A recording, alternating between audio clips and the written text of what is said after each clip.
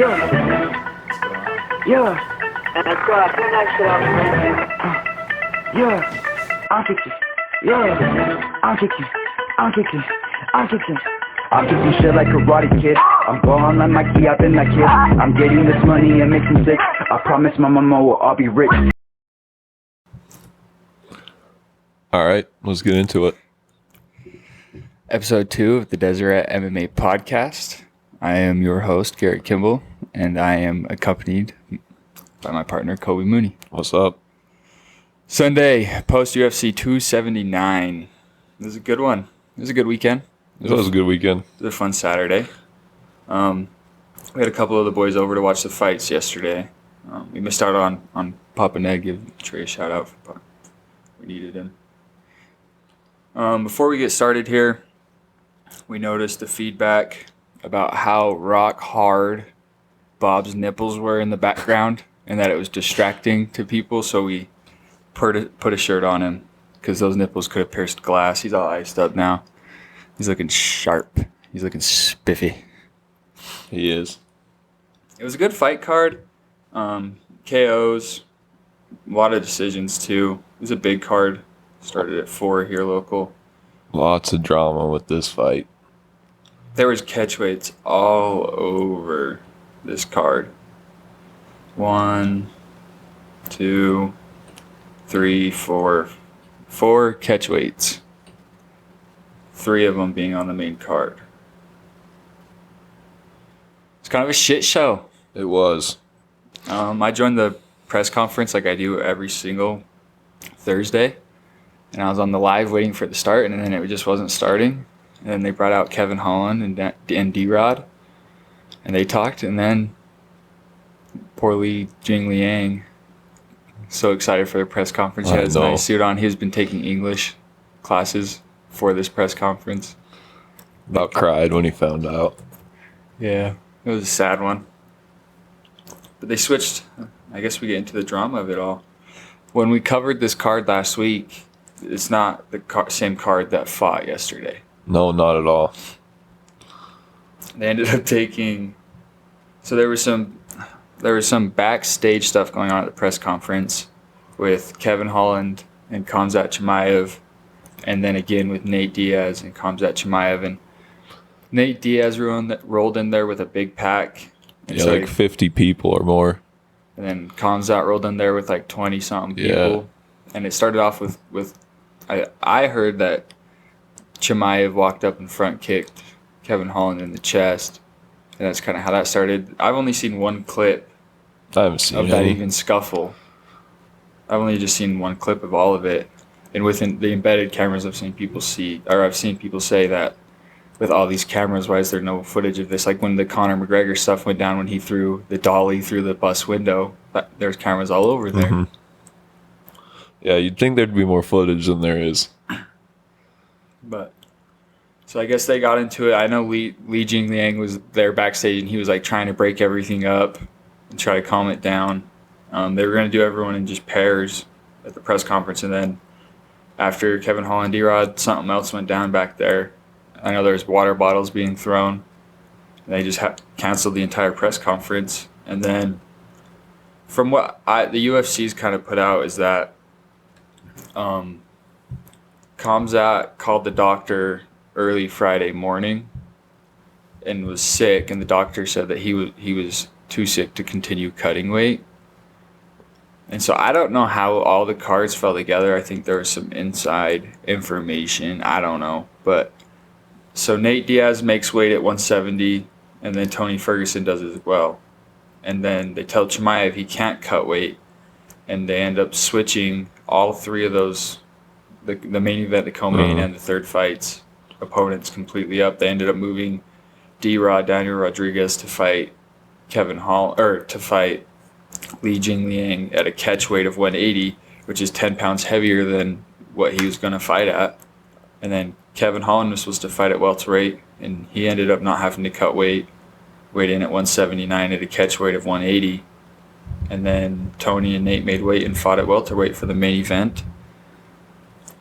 Kevin Holland, I saw this morning, he posted a thing on Instagram, and I don't know if he's trolling because he does troll a lot. But he said that 5 weeks before the fight camp, Nate Diaz reached out to him and said that this is what was going to happen. Oh, really? Yeah, so I don't know if he was trolling. Maybe the whole thing was a big setup. Big setup. Like I've seen setup. There's so much shit everywhere of just people saying that this is set up. This was 100%. I have seen a report of Kamzat being at a restaurant the night before weigh-ins. And when he got on the scale, he was like, "That's not bad," and then flipped off because like the reporters were kind of like, when they announced that he was 9 pounds over. Yeah, he knew he was overweight. Did it on purpose, 100%. I don't know if the doctor thing's real. I don't know what went on. I would like to think that this wasn't like a setup that the UFC was going to do this, where they tell and market this fight, like the main event, Nate Diaz and Khamzat Chimaev, and then switch it up last second on purpose. I think that's... I mean, the new card did kind of make more sense. No, it did make more sense. And as a fan, I was more excited to see this card than the Nate Diaz and Khamzat fight. Yeah. I just can't think that the UFC is pulling some shit like that. You never know. You never know. But, yeah, it was a good... We can start kind of towards the bottom. Some fights that stood out to me. Chris Barnett, second person in UFC history to miss weight at heavyweight. He missed it by 2.5 pounds. He lost that first round. He was getting beat up. He couldn't even open his eye at all. Yeah, I think the doctor almost was just about to call it. I think he was close. But ended up getting Jake Collier shot a takedown on him in the second round, and both men were just gassed. He just didn't have that takedown, and Barnett just spun around to his back, and that was the end of it. Ended up getting a TKO there. Mm-hmm. Elise Reed looked good, especially in that first round. Jamie Pickett lost again. I guess one that I guess we go to the main card. We can start off just right off the bat with Johnny Walker versus Ion Tukutalaba. This was a good one. Johnny Walker, I'll pull up his stats here. His last couple of fights, yeah, it's been rocky. He was really good, and then he lost to Corey. He was undefeated. Oh, no, he wasn't. That's my bad. He wasn't. He's been fighting for a long time, actually. I didn't know he fought for that long, but he's been in the UFC for a little bit now, since 2018.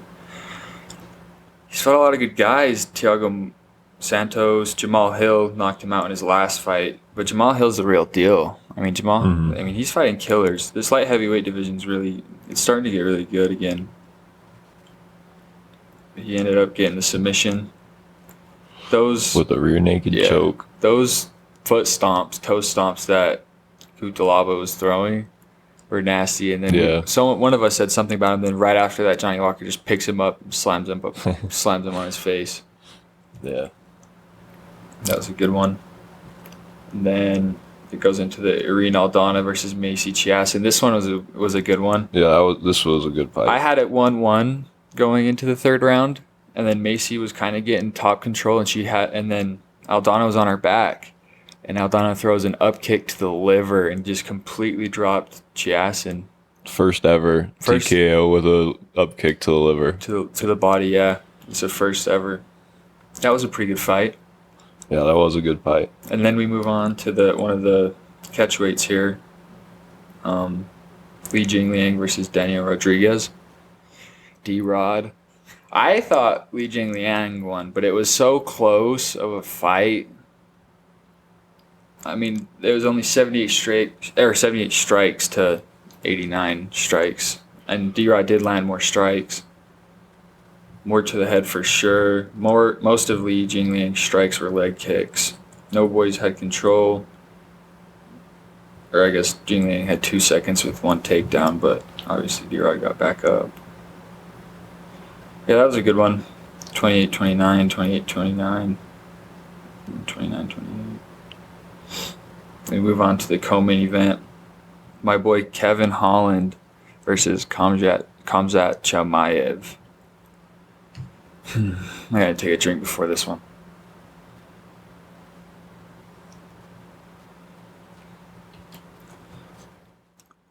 Kevin Holland didn't throw one strike. He didn't get the chance to throw one strike. Chimaev threw 2 strikes, landing one, And this is including ground and pound. There was none. I don't even know if... I think he just come out and shot. He went for a takedown while Holland was trying to touch gloves. I need to rewatch it. I love Kevin Holland, but I mean, like he said, it was a bad matchup for him. Mm-hmm. But I think he wanted to go in there and put hands on this gangster Khamzat, and I don't think Khamzat wanted really anything to do on the feet. I think he just wanted to take advantage of his wrestling game on him, take him down and get a submission. That's what he did. I mean, no ground and pound strikes. It was just submission after submission after submission until he finally got him in that Dars. I don't know what you do with Chimaev now. His first main event, he gets the press conference canceled and then misses weight by 9 pounds. Yeah, I don't know. People are wanting him to go to the title fight. Like his next fight would be a title fight. I don't know if he's quite there yet. I think he needs one more. I would love to see Colby Covington and Khamzat Chimaev. Yeah, that'd be a good fight. That would be one hell of a fight, and the winner of that fight, the winner of Leon and Edwards 3. Yeah. That's what's got to happen. I don't know what else you do. Maybe he fights back up at middleweight while he waits, but I think Dana said he wants him at welterweight. Yeah. And there's no way the next title fight isn't that rematch. Mm-mm. That's for sure the next fight there. 100%. Usman will fight Leon. Yeah. And it'll be in London, I'm guessing around March or April of 2023. Yeah, most likely. Well, now we're on to the main event. Nate Diaz versus Tony Ferguson. Tony Ferguson coming back to welterweight, and I can't remember how long. I think he was on the Ultimate Fighter as a welterweight and then just jumped straight into lightweight. He's been very vocal about coming to welterweight. Yeah, he said it's where he hangs his hat. Yeah. Calls it home. It was an entertaining fight. Tony's leg was destroyed. Just leaking blood. I don't think an off a checked kick. When you check a kick, it really hurts the person that throws it. It's like a strike. It's like a strike. Mm-hmm. That's what Sean O'Malley always said. He said during that Peter fight, or that Pedro fight, sorry. He's like, all those should have been counted as strikes because he checked all of them. But yeah. I mean, it was a good fight. It was kind of weird. Nate Diaz was kind of doing some shit where he was like walking around. He's like, no. Yeah. Almost like he's like, no. He was doing fighting. his Nate Diaz stuff. Yeah, he was doing his Nate Diaz shit. He's doing the same stuff in his fight against. They both men respected each other so much that when this was going on, Tony didn't go in there and push on him and try to punch him or get a kick or anything. He was just kind of all right, what the fuck, I'm ready. Yeah. But it was a good one. Ends up Tony Ferguson shoots a shot after getting touched up with a couple hooks, and Nate Diaz jumps guillotine right off the bat and gets a submission to ride off into the sunset away from the UFC. It was a good fight. A fight that probably should have happened earlier. It should have happened much earlier in their careers when Nate was a little bit fresher and younger, and same with Tony as well. But I mean, Tony said in his post-fight interview that he doesn't feel like he loses, which, I mean, he does lose, but he just feels like he's getting better and better still with every loss. And so he's I think he's 5 losses in a row. 5 or 6 5 losses in a row. Let me look. Something like that. He did say in an interview that he was just getting going again, though. Yeah, he said he felt motivated. He started going to train with Jackson Wink, I think. They're in New Mexico, I believe. And he's usually a guy that's just always trained from home. He doesn't go to these big camps. But he was supposed to fight Li Jingliang, which would have set him up to kind of know where he's at in the welterweight division. But also Nate Diaz did win the last minute of his fight against Leon Edwards. Almost had him out of there in the last minute. With that last loss, Tony Ferguson is sitting on 5 losses in a row. I think he's been fighting a lot recently, so I think he said he wants to get back in there quick again. Maybe January or February we can see Tony back. Yeah, it was a good night of fights. We sure had a good time watching the fights. Oh yeah. Old boy wanted to test me a little bit, a couple times throughout the night. You got nothing on me, bro. Oh, goodness. Well, I guess we can talk about what's going on in the UFC this next weekend. Corey Sandhagen fighting Song Yadong. This is a good matchup in bantamweight. I really like Song Yadong. Go here. Yeah, Corey Sandhagen's ranked 4th. Song Yadong is 10th. I just don't know if Song Yadong can take on a rangy, really creative and great striker like Corey Sandhagen. But I really like Song. He's good. He pressures. He's a pressure fighter. He's always kind of pushing the pace. Yeah, so I think my pick for that, I'm gonna have to go with Corey Sandhagen. And then it says Sadiq Youssef and then opponent to be announced. I don't know if I've missed that somewhere or if someone pulled out. I don't know about that. Andre Feely is fighting. Coming off a couple losses, trying to bounce back. Joe Pyfer fights. He was on the first week of this season's Dana White Contender Series. He got a contract? Yeah, he was the only one that got a contract that night out of all the winners. And then Dana was like, if you want a contract, be like Joe Pyfer. So is this his first fight? UFC? Yep. UFC debut? UFC debut. This weekend, September 17th. Who else is fighting this night? Trevin Giles, back-to-back losses. Marlon Morales. Duplessis. Duplessis is a beast. Duplessis is fighting someone. Darren Till. That's going to be a good fight. Aspen Ladd fights this next weekend. Speaking of Aspen Ladd, not to keep jumping back to yesterday's card, but Aspen Ladd passed out on the scale, and they were like, "Yeah, you're good to fight." Really? But Chimaev got told to quit cutting weight because he was sick. Yeah. I don't know about that. Especially because he was seen at a restaurant the day before, and it's definitely something fishy going on with what happened. Against Sarah McMahon. It's a good fight.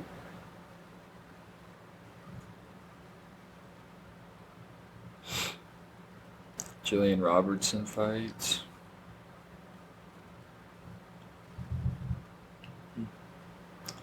That was September's pay-per-view. That's the following weekend. See what's coming up. Then we take a break. After this next weekend, we take a break. Then come back. Mackenzie Dern on October 1st. Cody Garbrandt's got a fight that night. That's at bantamweight, not back at flyweight. Interesting that he didn't stay down at flyweight. He was talking about becoming a double champ not that long ago. Talking about going down, beating Figgy for the belt, and then going back up to bantamweight to become double champ. Excited for UFC 280. It's a big one. It's going to be a huge one. Don't want to talk too much about it, but Charles DuBronx Oliveira, Islam Makhachev, Aljamain Sterling, TJ Pillroids, Peter Yan, Sean O'Malley. Just like a wet dream for me, this card. Bilal Muhammad, Sean Brady, Caitlin Chukagian, Beneil Dariush versus Tizas Gamrot, Volkan Ozdemir versus Nikita Krylov. That's a fucking good fight. That's a stacked card. I think that might be the card of the year. 280? 280. But I don't know. 281 is pretty 280. stacked That's up what too. I just looked. I just pulled 281 is stacked, dude. I didn't know Dominic Reyes' fight was on that too. Justin Poirier, Chandler, Zhang Weili, Carlos Esparza, Izzy, Alex Pereira, Molly McCann, Dan Hooker, Brad Riddell, Renato Moicano. I really like Renato.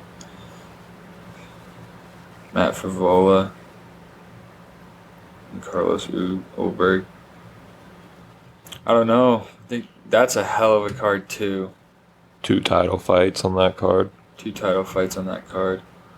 2 title fights on the Oliveira card as well.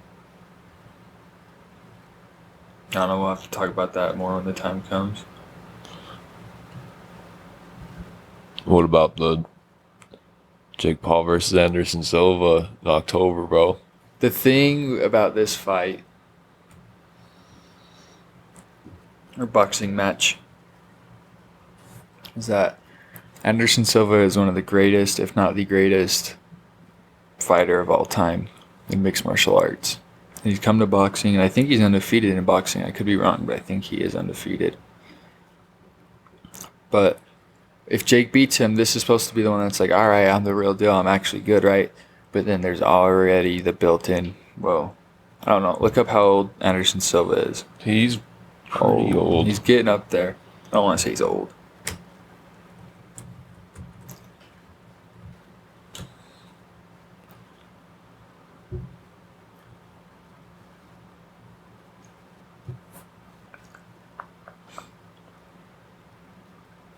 $47 old. I think Jake's, 25, 26, something like that. Yeah, he's not that old. Yeah, so there is that built-in excuse. I don't think anyone's ever going to take Jake Paul super seriously. Not until he fights a real boxer. And I think even with the Tommy Fury fight, that wasn't going to really do nothing for him either. And I know that there's real boxers in these promotions that are ranked that would let him fight them. But he's all about. Sure. He's very smart in his approach to all these fights. He's 25.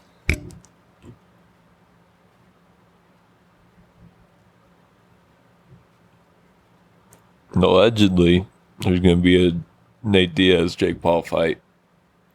That's what Nate The said. thing is Jake fights up there in weight. I don't think he's ever fought under 185, and I think 185 was for the first Woodley fight. A cruiserweight. Cruiserweight. I don't know what Nate walks around at. He's not a real big guy. He's rocking the dad bod. Hell of a fighter. Yeah, he is a good fighter. That'd be an interesting fight too. But I also think that's one where if Jake wins, he doesn't get. That's still not one that proves It's it. not one that's going to give him what he wants from the fans. That respect from this hardcore MMA side. Yeah, cruiserweight's 175, 200. 170. Okay. Yeah. And I know Anderson Silva's got some weight to him too. I think he fights. Those guys are built right to fight though, Anderson Silva and Jake Paul. I mean, I don't know. I'm excited. That's probably when I'll buy. I don't really buy those pay-per-views at all, but I'll probably buy the one with Anderson Silva on it. And Jake's doing a good thing for the sport. He's always extra paying all the fighters on his cards. He's bringing a lot of attention back to boxing, so you can't really hate him for that. Yeah, he is bringing it out, and I just think people just don't like Jake Paul. Yeah, and I'm one of Even those Logan guys. Paul got more respect than Jake does. I'm people kind of respect one of him a those bit guys, more. though. I don't really care for Jake Paul, but I respect what he's doing. But for me, I just want to see him fight someone like a real boxer. And I don't know anything about boxing, so I'm not going to try to act like I do. But just to talk about it and be devil's advocate, I just think that he needs to fight someone ranked. And then it'll be like, all right, so we can show, if he can fight someone that's top 15 in the world, is what they say, that shows where he's at. Mm-hmm. And if we should be taking him serious like he wants to be taken serious. I don't think he cares that much about it being taken seriously. He's making money. He's making a lot of money. He's fighting money fights. Oh, yeah, he's making a lot of money.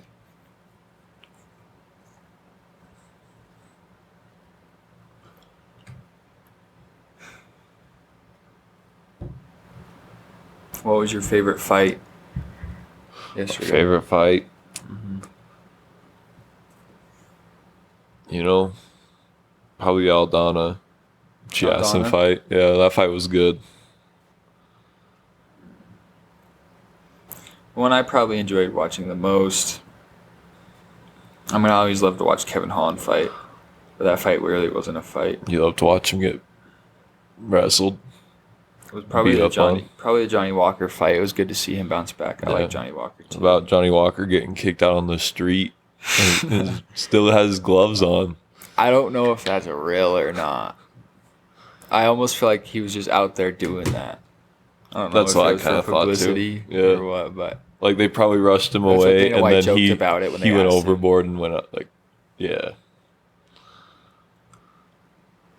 I think Kamzat said that if he would have fought Nate Diaz, he'd be sitting in jail somewhere because he would have killed him. Looks like Kevin Holland's trying to fight Stephen Thompson or Daniel Rodriguez.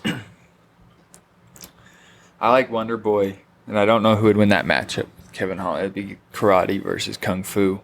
Everybody's kung fu He fighting. says that everybody's kung fu fighting.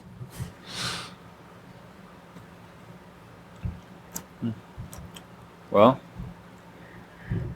I guess that's all that there is to talk about in the MMA space this week. Well, thank you guys for watching so much. This is the #1 Utah-based podcast in the world. I guess in Utah it would be.